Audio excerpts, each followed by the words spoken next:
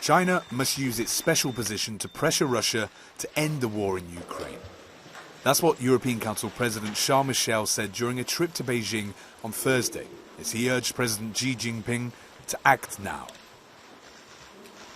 China is a permanent member of the Security Council.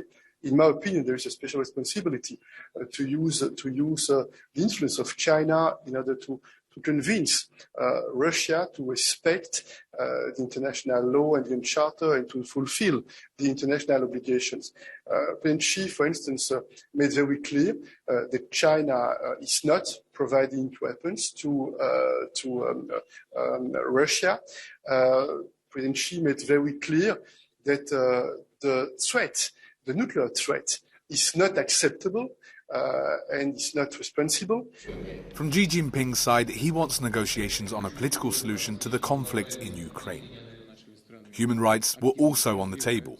The largest protests in decades have gripped the country over the past week, as anger over Beijing's draconian zero-COVID policy spilled out into the streets. One takeaway Michel will be proud of, though, is that Brussels and Beijing say they will restart human rights dialogue.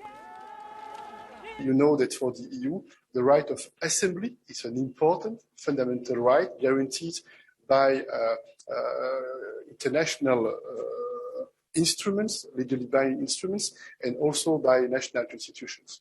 As ever, trade relations between the EU and China were high up on the agenda too, given that China accounts for over 22% of European imports. But as important as it is, some European lawmakers say a balance must be found between trade and engagement on other priorities. We understand that we need to continue to engage with the Chinese. While we'll not back down from supporting the fact that we engage, even if always taking in account the recent period, which was a very difficult one.